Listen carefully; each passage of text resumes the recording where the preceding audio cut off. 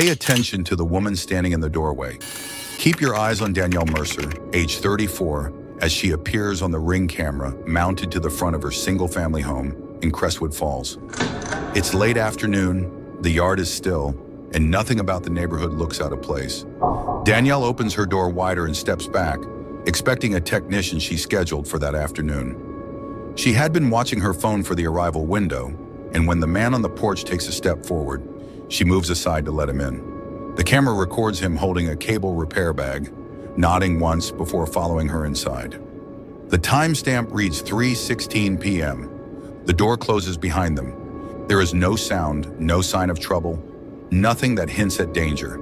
The camera keeps recording an empty porch as the light shifts across the steps. Danielle never returns to the doorway. This is the final time she is seen alive. Welcome to Chills Beneath. Subscribe and hit the notification bell for more stories. Danielle Mercer lived alone in a single-story home she purchased after receiving a promotion at her job 2 years prior. She managed payroll for a distribution company located 15 minutes away, though she rarely went into the office anymore.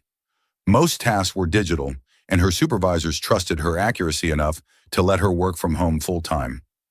Her routine fit her personality, structured, predictable, and quiet.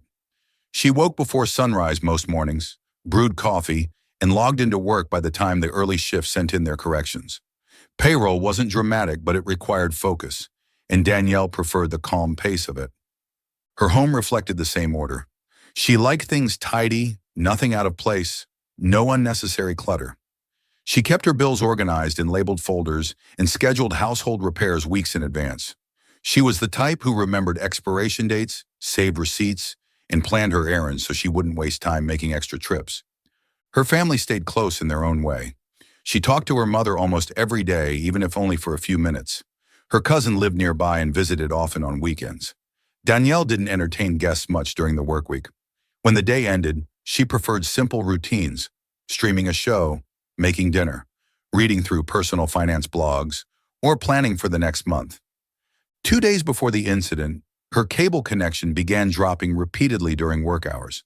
At first, she assumed it was a temporary outage, but after the problem persisted, she called the service provider to schedule a repair. They placed her appointment in the next available window. Danielle adjusted her workload so she would be free when the technician arrived. Her last day alive followed that same clean, predictable pattern. She woke early. She worked efficiently. She replied to emails, processed schedules, and ate a quick lunch. She didn't mention to anyone that she felt uneasy or rushed. She didn't change her routine.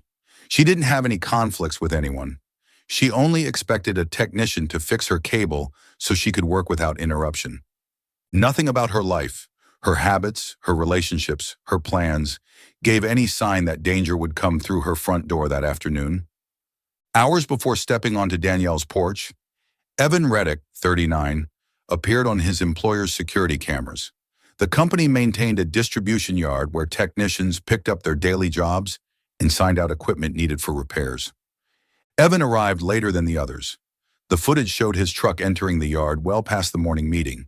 He sat inside for a full minute before stepping out and walking into the building. He didn't greet anyone. Co-workers later said they weren't surprised. Evan often worked in silence, moving from job to job without much interaction.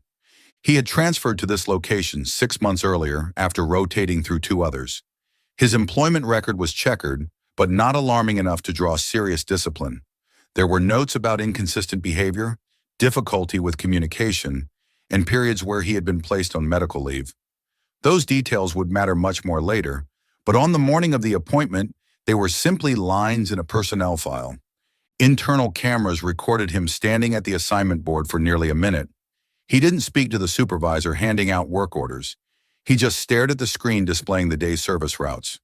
Among the list was a standard residential repair scheduled at Danielle Mercer's address, coded as a signal interruption ticket. He collected his tools, signed out one piece of diagnostic equipment, and left the yard at 11:52 a.m. Evan had never met Danielle. They had no history, no mutual acquaintances, and no conflict. Their lives crossed only because she had reported a cable issue, and his name happened to be assigned to the call. By evening, that narrow overlap would unravel an entire case. Danielle spent the hours before the technician arrived doing exactly what she did most days. She completed several payroll entries, responded to a series of messages asking for corrections, and verified a time card discrepancy involving a part-time employee. At 12:08 p.m., she left briefly to pick up household items from the nearby grocery store.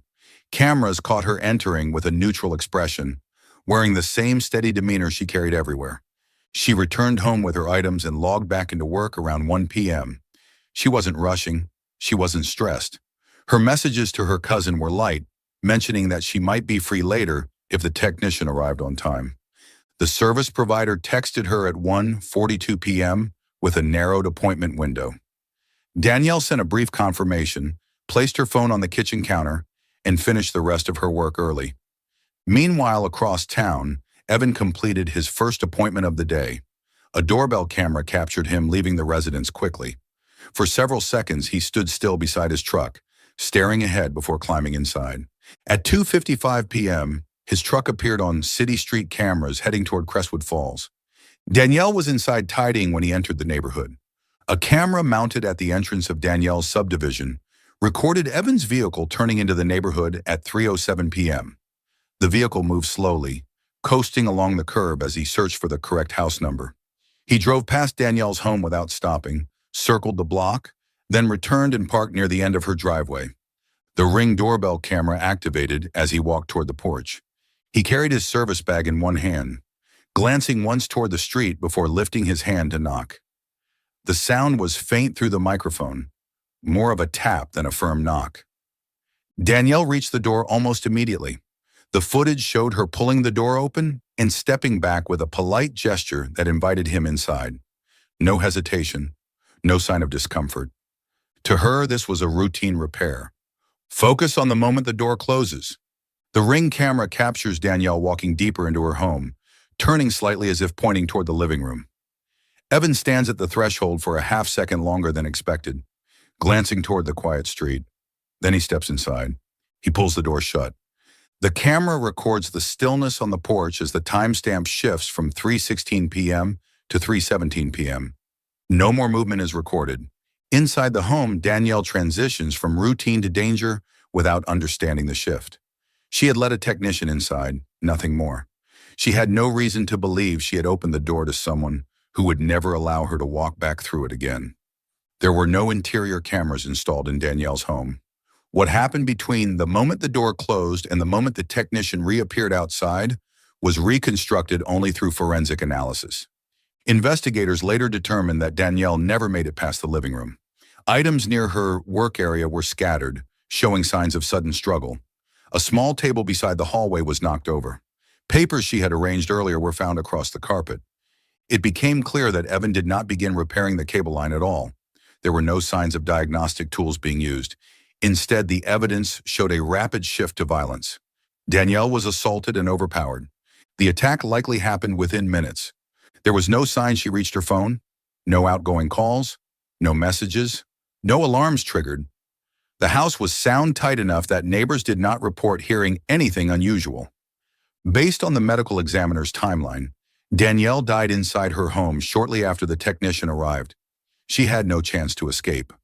What happened in that home stayed invisible to the cameras outside, but the aftermath left a path that investigators would follow step by step. At 4:02 p.m., the Ring doorbell camera activated again. This time, Evan stepped out alone. He did not look back toward the house. He closed the door with a measured pull, shifted his service bag from one hand to the other, and walked toward the street. His pace was controlled, not hurried, but too deliberate for someone leaving a routine repair. He did not leave a service slip on the door. He did not close the work order in the company system. He did not report the visit to dispatch. A street camera placed near the subdivision exit recorded his vehicle pulling away minutes later. He drove westbound out of Crestwood Falls, disappearing onto the main highway that led towards several neighboring towns. The next recording of the home's exterior came from a motion trigger at 6:18 p.m. The sun was beginning to set. The house remained undisturbed. Inside, Danielle's body lay still on the living room floor. Her phone remained on the kitchen counter, where she had placed it hours earlier. No one else entered the home that night. No one else knocked. The quiet house on Brook Shadow Lane remained silent until the following afternoon, when concern began to grow among the people who knew Danielle best. The next morning should have been ordinary for Danielle. She normally logged into work by 7:45 a.m., checking the early shift messages and approving overnight corrections. But that morning, her account showed no activity. Her supervisor noticed first, sending her a reminder email at 8:12 a.m. The message went unread. By 10 a.m., the payroll team had sent 3 separate notifications asking for her approval on tasks. None of them were answered. For someone who rarely missed a message, it stood out immediately. At 11:17 a.m., her cousin called her to ask about dinner plans for the weekend, but the call went straight to voicemail. Her cousin tried again 20 minutes later. Same result. By early afternoon, the worry became stronger. Danielle wasn't someone who disappeared. She communicated regularly, answered messages, and kept a predictable schedule. When lunchtime passed and a third call went unanswered, her cousin decided to drive by the house. She arrived at 1:52 p.m. and noticed the mailbox was still full, even though the mail truck usually came before noon. The windows were closed. The house looked undisturbed, exactly as it would on any normal day. She rang the doorbell. No one answered. The Ring camera activated, capturing her concerned expression as she knocked several times, calling Danielle's name. She walked around the driveway, checked the side walkway, then called again from her phone. Nothing changed. That was enough to push her from worry to fear. At 2:11 p.m., she contacted police for a welfare check, explaining that Danielle had not shown up for work, wasn't answering calls, and had a scheduled technician visit the previous afternoon. Officers were dispatched within minutes. 2 officers arrived at the residence around 2:30 p.m. They approached the door and knocked firmly, calling out Danielle's name. After receiving no response, they checked the windows and walked the perimeter of the home. They found the back gate unlocked. The officers looped back to the front and attempted to open the door. To their surprise, it opened slightly with minimal pressure, indicating it had not been fully latched. This was unusual for Danielle, according to her cousin, who stood near the driveway watching anxiously. The officers entered cautiously. They announced themselves and stepped into the living room. The scene inside shifted the case instantly from concern to homicide. The living room was in disarray. Papers were scattered on the floor, a small table was knocked onto its side, and a chair was pushed against the wall. The disorder didn't appear accidental. It looked sudden. A few steps deeper into the house, they found Danielle lying on the living room floor. She was unresponsive, showing clear signs of being the victim of a violent attack. There was no possibility she was alive. Officers checked for pulse anyway, following protocol, but the result was immediate and definitive. They secured the scene and cleared the rest of the home to ensure no one else was inside. The back door was locked from the inside. There were no signs of forced entry. The only person known to enter the home after Danielle was the cable technician. So once Danielle's cousin was informed that her loved one was gone, she stepped aside to allow investigators full access. The house was taped off, and homicide detectives were notified. Within the hour, the case shifted into full investigative mode. Detectives began their work by pulling every piece of footage surrounding the home. The Ring doorbell recording provided the clearest starting point, 3:16 p.m., when Danielle allowed the technician inside. The footage showed nothing unusual in the interaction. No visible tension, no argument. It looked like a routine appointment. But the most important detail was what came after. Between 3:16 p.m. and 4:02 p.m., the porch remained empty. At 4:02 p.m., the camera recorded the technician leaving alone. Detectives obtained traffic camera footage from the entrance of the subdivision. It captured the same technician's vehicle exiting Crestwood Falls at 4:09 p.m., heading west. Additional cameras from the outer road captured his vehicle passing through 2 intersections, confirming his route out of the area. He made no stops immediately after leaving the home. Investigators confirmed Danielle did not receive visitors after 3:16 p.m. No deliveries, no family members, no neighbors knocking. The timeline showed that no one else entered or exited the home before she was found. The footage revealed a precise window for the crime, between the moment Evan entered the house and the moment he walked out. With the video establishing the only possible sequence, detectives turned to identifying the man in the footage. They would not have to search long. Detectives contacted the cable company, requesting the list of technicians assigned to Crestwood Falls on the previous afternoon. The company responded quickly, confirming that Evan Reddick had been assigned to Danielle's address at 3 p.m. and that the service call had not been closed out. They provided his employee photo, which matched the Ring camera image exactly. Further records revealed that Evan had been placed on medical leave twice in recent years for untreated mental health issues. He had recently returned to work, cleared for duty, but co-workers reported he had become withdrawn and unpredictable. Detectives obtained his home address, phone number, and vehicle registration. They also accessed his service logs, confirming that Danielle's home was the second stop on his route. No other technician had been assigned to her home. His failure to complete the service ticket, coupled with the video evidence and his presence at the scene, made him the primary suspect. The next step was locating him before he fled. Detectives tracked Evan's vehicle through city cameras, confirming his direction of travel after leaving Danielle's home. The footage showed him heading toward an older commercial strip known for weekly motels and temporary rentals. Officers canvassed several motels in the area, showing staff his photo. At the third location, a clerk recognized him and reported that he had checked in the previous evening, paying cash and requesting a room on the far end of the hallway. Detectives surrounded the motel quietly. They knocked, announced themselves, and waited. For several seconds, nothing happened. Then footsteps approached the door.